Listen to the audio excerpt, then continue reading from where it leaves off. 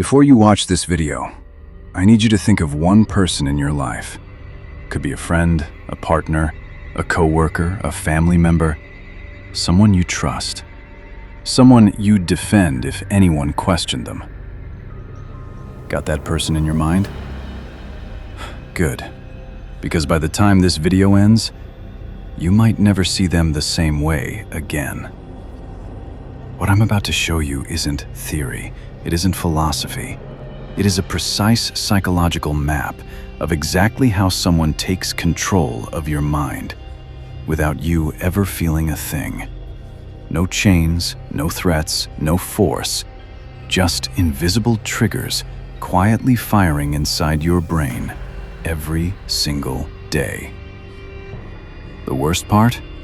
The more intelligent you are, the easier you are to control. Stay with me. Welcome to MindCypher, where we decode what they never wanted you to understand. Today, 7 signs that someone is manipulating you right now. Not in theory, not in movies, in your real life, in your real relationships.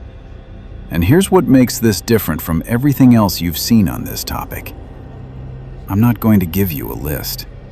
I'm going to show you how each sign feels from the inside. Because manipulation doesn't announce itself. It disguises itself as love, as concern, as logic, as your own thoughts. That's what makes it dangerous. Let's begin. Sign number 1. You constantly question your own memory.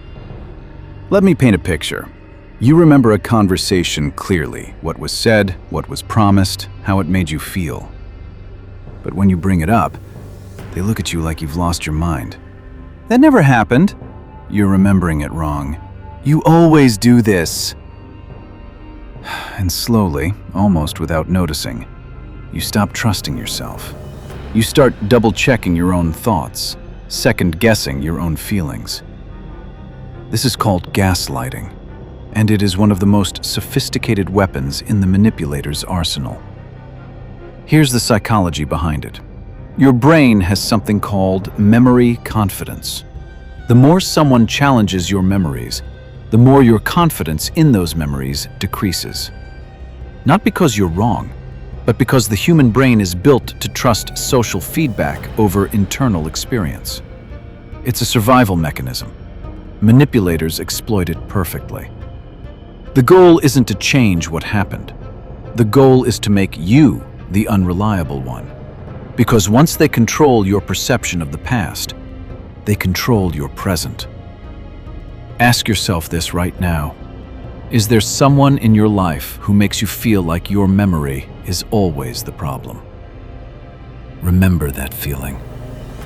We're just getting started. Sign number 2. Your world has gotten smaller, and you didn't notice. Think about this carefully. A year ago, who did you spend time with? What did you do for yourself? Where did you go without asking?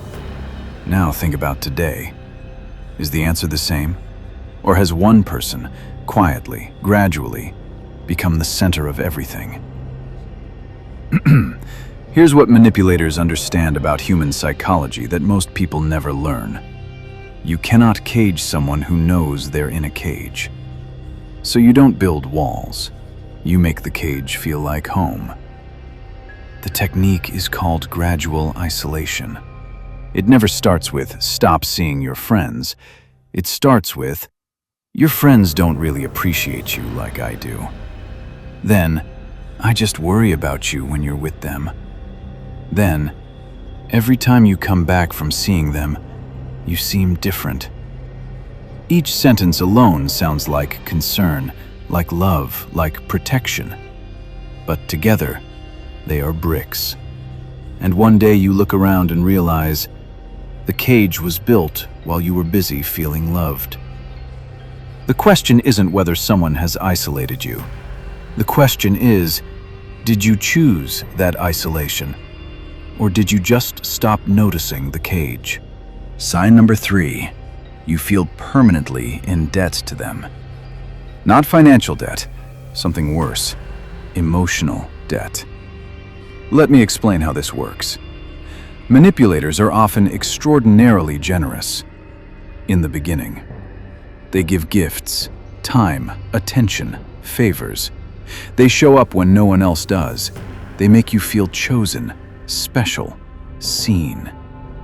And your brain, your beautiful, social, human brain, registers all of this. Because humans are hardwired for reciprocity. When someone gives to us, we feel the need to give back. This is called the law of reciprocity, and it is one of the oldest psychological forces in existence. Manipulators weaponize it. Every favor becomes a future debt. Every gift becomes a future claim. Every sacrifice becomes ammunition. You'll hear it in sentences like, "After everything I've done for you, I gave up so much for you, and this is how you repay me? No one will ever love you the way I do." These aren't expressions of hurt, they are invoices. And the terrifying thing about emotional debt, there is no final payment. No matter how much you give back, the debt is always recalculated, always in their favor. If you recognize this pattern, do not feel shame. The most intelligent people fall for it, because it begins with something that genuinely feels like... Sign number 4. They control you with warmth and withdrawal. This is where psychology becomes almost cruel in its precision. Here is what happens inside your brain. When someone is warm, loving, and present, your brain releases dopamine, the same chemical triggered by food, by pleasure, by reward. When they suddenly become cold, distant, or silent, your brain enters a state of anxiety. It craves the dopamine it just had, and here is the critical part. Studies show that variable rewards, rewards that come randomly, unpredictably, create stronger psychological dependency than consistent rewards. This is the same mechanism that makes gambling addictive. The slot machine doesn't win every time. That's exactly why you can't stop pulling the lever. Manipulators, consciously or not, become human slot machines. Some days, warmth, affection, the version of them you fell for. Other days, silence, coldness, distance. And you spend enormous mental energy trying to figure out what you did wrong, how to get back to the warm version. You don't realize. Sign number 5. Your confidence has been quietly dismantled. This one is the hardest to see, because it never looks like an attack.